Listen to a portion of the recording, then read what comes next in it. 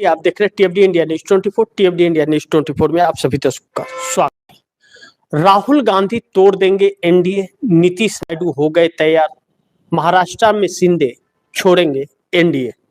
एक अहम मुद्दे पर हम लोग इस वक्त चर्चा करेंगे, जब मोदी की सरकार बहुत बुरी तरह से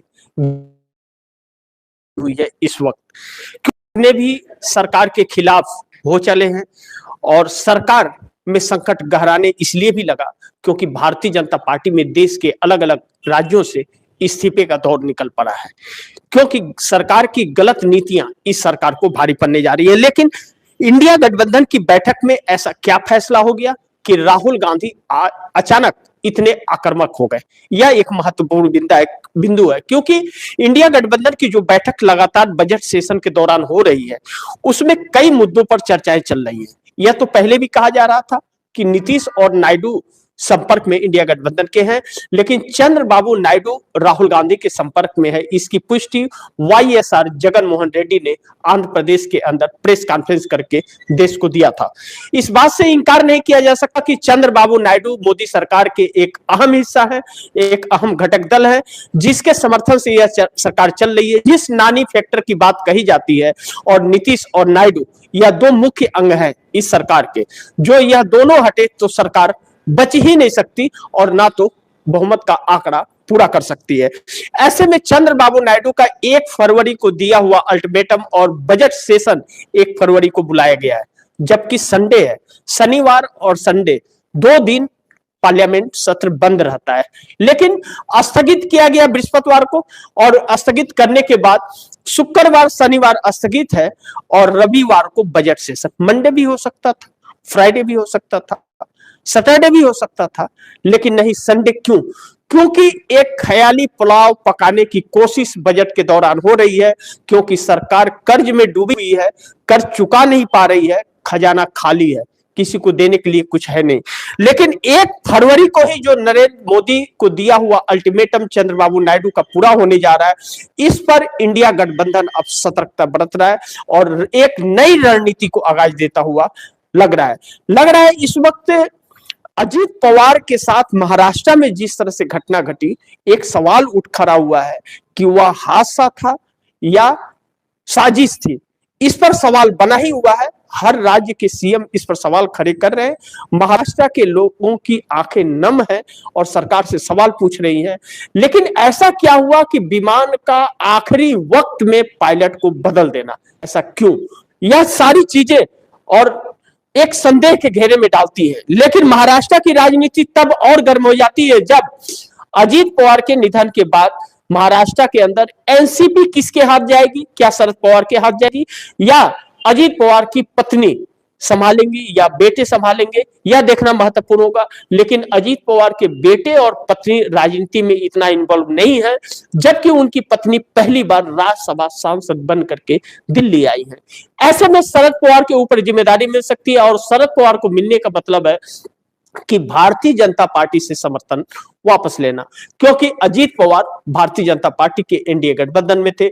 इस वक्त एक नया समीकरण महाराष्ट्र में बनता हुआ नजर आ रहा है, जो एकनाथ शिंदे के तेवर कम नहीं हो रहे। एक मौका हाथ लगा है इस वक्त एकनाथ शिंदे को, और एकनाथ शिंदे भारतीय जनता पार्टी से हिसाब चुकता करना चाहते हैं।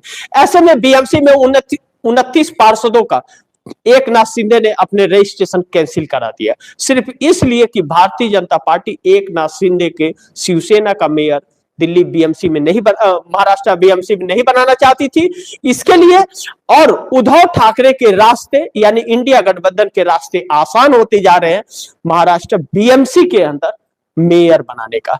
अगर मेयर पद गया भारतीय जनता पार्टी के हाथ से, तो महाराष्ट्र की सरकार भी जाएगी देवेंद्र फडणवीस की, इस बात से इंकार नहीं किया जा सकता। ऐसे में बड़ी महत्वपूर्ण है कि राहुल गांधी की जो सक्रिय भूमिका इस वक्त चल रही है, राहुल गांधी ने कहीं ना कहीं अभी ठान लिया है कि एनडीए को तोड़ना है। अब इंडिया गठबंधन इस वक्त एकजुट फिर हुआ है, काफी वक्त बाद इंडिया गठबंधन एक हुआ है। जब इंडिया गठबंधन एक हुआ है तो एनडीए को तोड़ना आसान होगा, और इंडिया गठबंधन एकजुट न होता तो तोड़ पाना नामुमकिन होता। लेकिन इस वक्त अगर नहीं एनडीए गठबंधन टूटा तो फिर 29 तक कोई उम्मीद देश न कर से, क्योंकि फिर तोड़ना नामुमकिन हो जाएगा। क्योंकि पश्चिम बंगाल का चुनाव, आसाम का चुनाव, यह बड़ी महत्वपूर्ण बिंदु है। पश्चिम बंगाल में विपक्षी दल ममता बनर्जी की सरकार है, वहां पर प्रशासन भारतीय जनता पार्टी के हाथ नहीं है, चुनाव आयोग भारतीय जनता पार्टी के लिए काम कर रहा है। लेकिन आसाम के अंदर कांग्रेस और भाजपा की सीधी फाइट है और वहां प्रशासन भारतीय जनता पार्टी के हाथ में है और भारतीय जनता पार्टी की ही सरकार है। ऐसे में पश्चिम बंगाल में जिस सामदंड भेदभाव से भारतीय जनता पार्टी अपनी सत्ता चाहती है, अगर सत्ता हाथ लग गई तो ममता बनर्जी न घर की होंगी न घाट की। आज नरेंद्र मोदी सत्ता में बैठे हुए तो वह ममता बनर्जी की वजह से, क्योंकि इंडिया गठबंधन के हिस्सा रहते हुए भी ममता बनर्जी ने पर्दे के पीछे से भारतीय जनता पार्टी को सपोर्ट किया। आज ममता बनर्जी के लिए ही वही सपोर्ट सामने आकर के खड़ा है, जिसके वजह से मोदी की सत्ता बच गई, नीतीश नायडू एनडीए नहीं छोड़े, वही ममता बनर्जी अपनी सत्ता गंवाती हुई नजर आ रही है। डर और खौफ तो ममता बनर्जी को है कि प्रशासन उनसे नहीं जुड़ेगा, लेकिन बिहार में जिस तरह से गुजरात से आईएएस अफसर चुनाव के वक्त लाए गए थे, पश्चिम बंगाल में नहीं लाए जाएंगे, इस बात की गारंटी कौन देगा। ऐसे में हेमंत बिस्वा शर्मा असम के अंदर जिस तरह से मुख्यमंत्री ने बयान दिया कि किसी भी मुस्लिम रिक्शा वाला या ऑटो वाले से अगर सवारी आप करते हो, सवार होकर के जाते हो, 5 रुपया मांगता है तो उसे 4 रुपया दो, वह इस देश का नागरिक नहीं है, उसे इस देश से भगाना है। हेमंत बिस्वा शर्मा फिर एक बार भारतीय जनता पार्टी का यह मुख्यमंत्री जो जहरीला बयान उगलता है, फिर एक बार अपने जहरीले बयान उगल रहा है।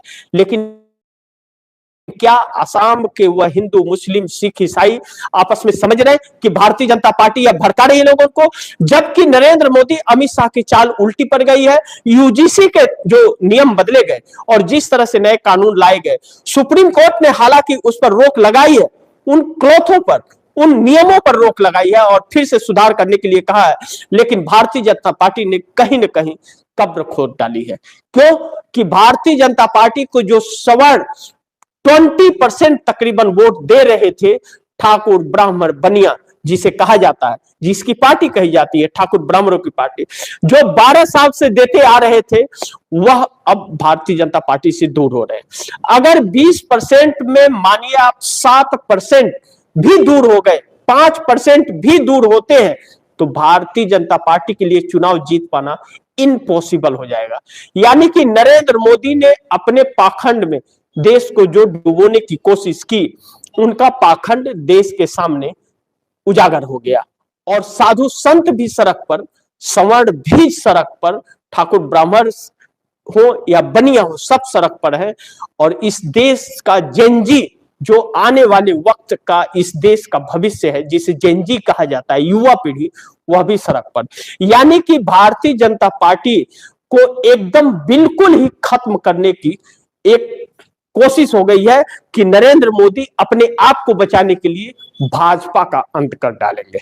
आरएसएस ने कभी सोचा नहीं होगा 2014 में जब नरेंद्र मोदी को प्रधानमंत्री के लिए प्रत्याशी बनाया था कि नरेंद्र मोदी जाते जाते भारतीय जनता पार्टी और आरएसएस दोनों को खत्म कर देंगे। ऐसे में मोदी के हाथ से सरकार एनडीए की चली जाएगी दिल्ली के अंदर। अगर यही बर्ताव रहा तो इस बात से इंकार नहीं कर सकते, क्योंकि अब इस सरकार से संभल नहीं रहा है यह देश और न सरकार, क्योंकि कूटनीति, राजनीति, विदेश नीति, हर नीतियां इस सरकार की फेल हो गई है। इस सरकार के अंदर कोई ऐसा व्यक्ति है नहीं जो अर्थव्यवस्था को लेकर के इतना ज्ञान रखता हो कि कैसे इस संकट से निकलना है। जब पूर्व प्रधानमंत्री स्वर्गीय डॉक्टर मनमोहन सिंह का काल था, उस वक्त विश्व में मंदी छाई हुई थी। उस वक्त अमेरिका के राष्ट्रपति बराक ओबामा ने कहा था कि अब डॉक्टर साहब, मनमोहन सिंह को डॉक्टर साहब कहा जाता था, वह डॉक्टर मनमोहन सिंह थे, तो उन्हें कहा जा रहा था कि अब डॉक्टर साहब ही बचाएंगे दुनिया को, और दुनिया को उस मंदी से बाहर निकालने वाले पूर्व प्रधानमंत्री डॉक्टर मनमोहन सिंह थे। लेकिन नरेंद्र मोदी ने उनकी भी साख नहीं रखी। आज इस सरकार के अंदर टॉप 1 के अर्थशास्त्री जो है इस सरकार के साथ नहीं है, क्योंकि यह सरकार आंकड़ों में छेड़छाड़ करवाती है और वह अपनी जमीन नहीं बेच सकते थे। इसलिए इस सरकार के साथ जो अर्थशास्त्री काम करते हैं, टॉप 3, टॉप 4, टॉप 5, टॉप 6 के अर्थशास्त्री हैं, यानी कि उतने ज्ञानी नहीं हैं, यानी कि नौसिखुआ। कहते हैं कि एग्जाम दो लोग पास करते हैं, एक ज्ञान को रखने वाले और एक नकल करने वाले। तो नकल करने वाले सरकार के साथ है और सरकार भी लोगों के साथ, आम जनता के साथ नकल कर रही है। ऐसे में मोदी सरकार की, एनडीए सरकार मोदी के नेतृत्व में जो है वह चली जाएगी, तो आप दर्शक आश्चर्यचकित मत होइएगा, क्योंकि यह बजट सेशन जो है इस सरकार के लिए बड़ी संकट लेकर के आ रहा है। ऐसे में नीतीश नायडू क्या छोड़ देंगे एनडीए? यह एक बहुत अहम मुद्दा है, क्योंकि जिस तरह से कहा जा रहा है कि चंद्रबाबू नायडू लगातार कांग्रेस के संपर्क में, यानी कि राहुल गांधी के संपर्क में है।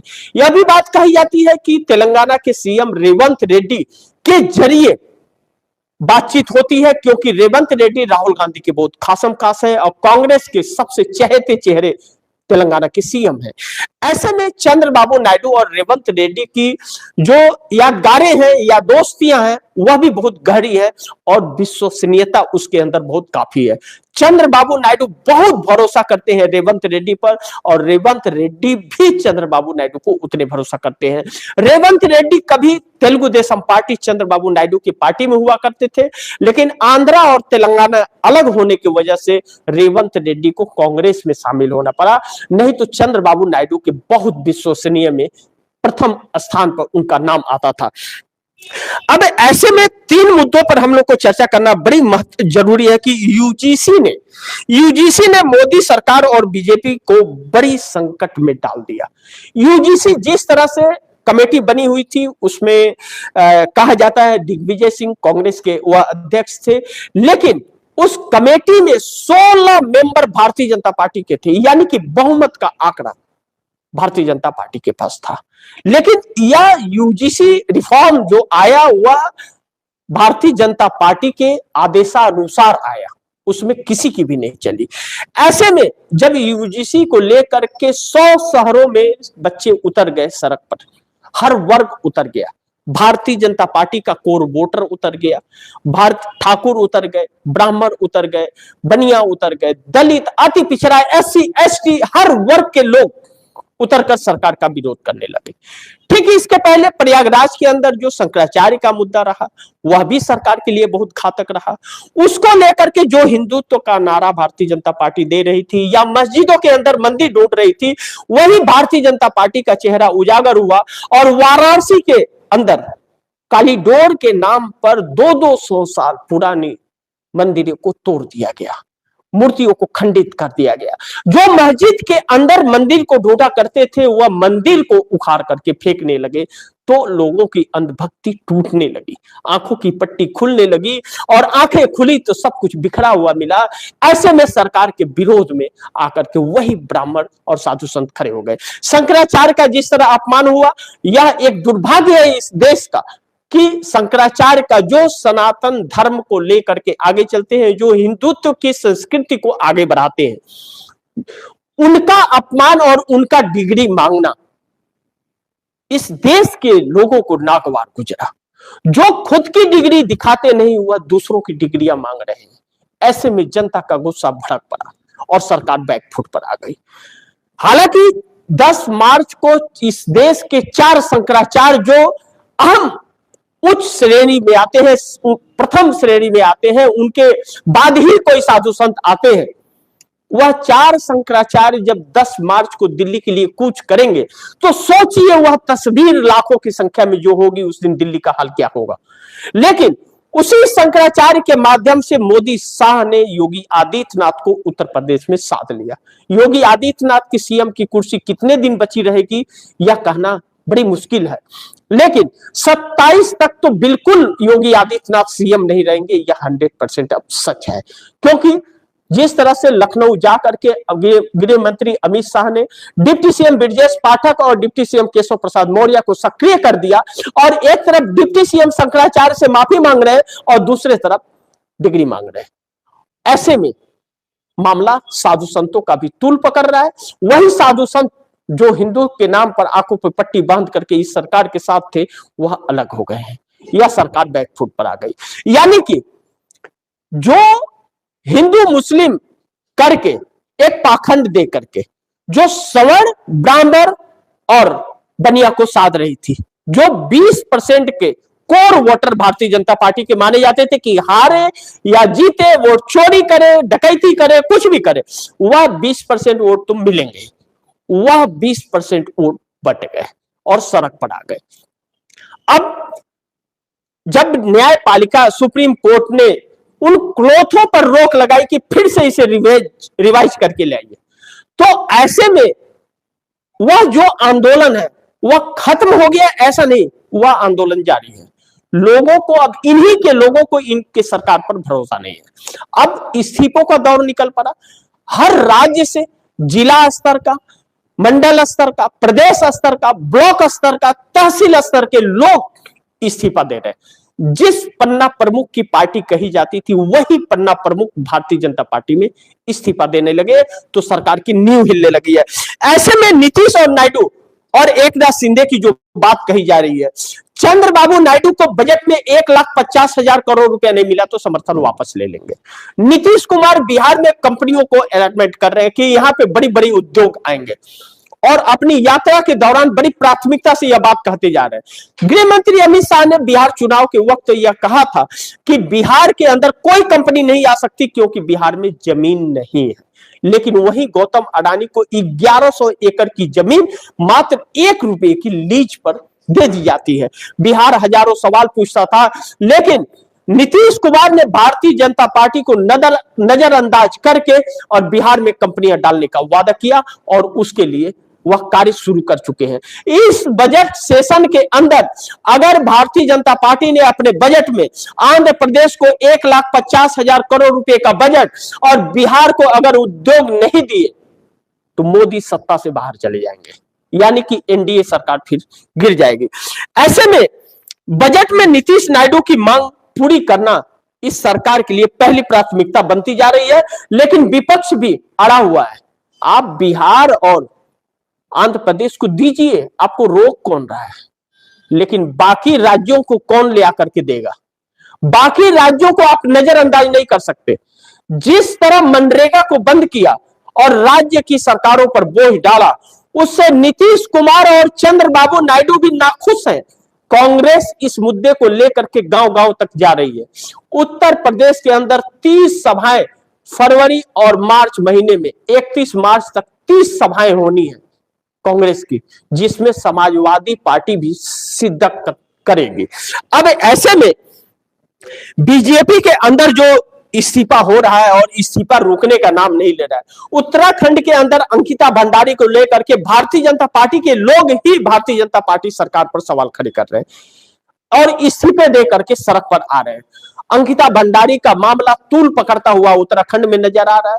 यूजीसी पूरे देश में हंगामा मचा रखा है, और इस सरकार की जो गलत नीतियां रही साधु संत को लेकर के, वह भी इस सरकार के लिए भारी पड़ता हुआ नजर आ रहा है। ऐसे में यह सरकार बैकफुट पर आकर के खड़ी हो गई है।